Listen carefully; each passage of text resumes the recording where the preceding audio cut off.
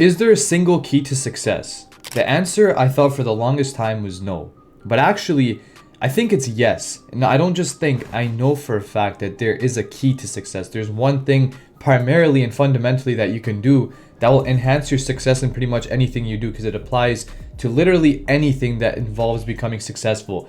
Getting a job, making money in a business, getting big at the gym. It doesn't matter what it is. You're going to be successful in this thing, whatever it is that you're doing, if you apply this concept. So what is the concept? I'm not going to delay your time. I'm not going to give you 16 different sponsors. Okay, actually I lied.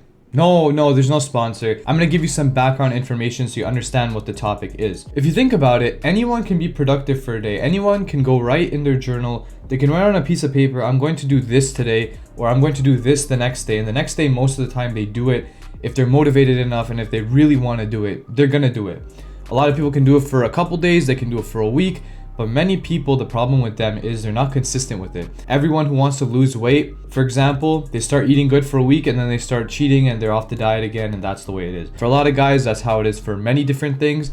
I feel like it's not so much for like lifting, because a lot of guys love lifting. It's more so like things revolving around studying, working on business, things like that, especially like video game addictions and these kinds of things. But regardless of what it actually is, it still follows the same fundamental concept. I'm mainly talking to the people who are doing things that they really don't want to do for an outcome that they want to have. A lot of times there's an outcome you want, but even the process is enjoyable for you. For example, lifting weights. I'm going to give this example in most of my videos because I feel like a lot of people who lift weights genuinely enjoy it. The end result of lifting weights is your dream physique, which, let's be honest, you're never going to get your dream physique because you're going to continuously be changing that. Regardless, so the progression towards the dream physique is possibly the best part of lifting in itself. So that's why a lot of young guys tend to stay pretty consistent with the gym. When it comes to things like studying, as I mentioned, it gets pretty tough because they just really don't want to do it. And I understand you, because I'm going to be honest, I really do not like studying a lot of the time. So how am I able to stay consistent with it? What is this concept I keep hyping up but wasting your time and not telling you about? So picture the one good habit that you have. Let's just again say it's the gym. Why is it that you stay consistent with the gym, but for other things like studying and doing your work, you're not consistent? It's because you love the process of it. You love doing the work up till the end result, even though again with the gym there isn't really an end result. And maybe the fact that there isn't an end result plays a role in the fact that we love the process. If you're making a business, maybe the end result is $10,000 monthly income. While the process of building that business and trying to get sales is very annoying sometimes. You might, for example, produce a YouTube video that you spent so much time on, but it ends up doing completely shit and you just hate the outcome of that. And that results in you not really wanting to produce videos. It ends up making you inconsistent. Let me ask you this question. For those of you who truly love the process of working out, if you had everything you wanted, if you had your dream physique, would you still work out? Assuming that the dream physique would never be lost, would you still work out? Another question similar. If you would never make progress in the gym, would you still work out? That one's a little bit different, but if the answer to the previous question is yes, that's how you know you're enjoying the process instead of just chasing the result. Now, if I was to ask you the same question with regards to, for example, studying, if you already had your degree, you already had whatever you wanted in terms of education, would you still be learning? Not necessarily studying like monotonously the way they make you do in school, but would you at least make the effort to learn a little bit on your part? For a lot of people, it's probably no. I mean, they're going to try and learn some cool things. They might watch Andrew Huberman's podcast, but they're not going to go out of their way and start reading textbooks, because they've probably been so traumatized from school that they don't want to do that. But the point of that is that the process of studying for them is not enjoyable. So the key that I've taken so long to mention is that you must enjoy the process of the journey rather than the result. You're probably punching your screen right now because so many of people have already told you this, but this is truly, in my opinion, what separates people who achieve things and what separates people that don't achieve things. Sure, you can have the discipline to push yourself through doing things that you hate, but a lot of guys cannot do that, especially doing so many other things on the side, following a holistic self-improvement, self-mastery type of lifestyle. If the thing that you want to achieve revolves around doing things that you do not want to do, which for most people that's the case, then you're gonna have to find a way to enjoy things that you currently do not enjoy. How do you do that? That seems insanely difficult. Well, there's a way to do it. And it might not work 100% of the time. It might not make you love the thing, but it's certainly going to help you stay more consistent, turn it into a habit, and at least see the positive aspects that you previously were not looking at. The main thing for this is one of the most important virtues when it comes to living a life of mastery and improvement, and that is gratitude. Gratitude is something that I've kind of neglected for a lot of parts of my life, and I've definitely noticed that gaping hole in certain things. There'd be times where I'd love doing minor things like reading or even studying in some aspects of it, but those were times when I was grateful, when I would open up a journal and write down things I was grateful for,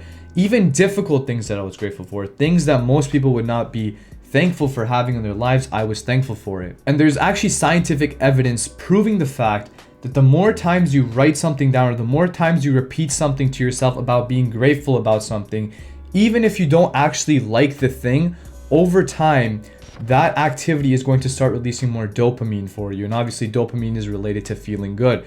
So if you continuously tell yourself that you enjoy this activity, not necessarily lying to yourself, but if you gratitude journal and you genuinely feel gratitude for the process itself instead of the result that the process gives, then eventually that process will start to generate some dopamine for you. It's not going to be your favorite thing in the world to do. You're not going to wake up every day at 7 a.m. just to do that. It's not going to be something amazing. It's just going to be something that is a little less annoying. It's a little less of something that you do not want to do, and it slowly becomes a little more enjoyable. Not to the degree that you go out of your way to do it, but it's a lot better than the current situation, I assume. Gratitude is a virtue that I highly advise that you follow. The way I implement it is every morning I wake up and I write down like 3 to 5 or 6 just random amount of things I'm grateful for. And it's not always like I'm grateful for food, I'm grateful for having a family. Like everyone's grateful for that stuff if they have to express something they're grateful for. The things you have to write about that you're grateful for are things that are like, I'm grateful for the struggles that I face today. I'm grateful for being tired right now. I'm grateful for feeling like shit right now.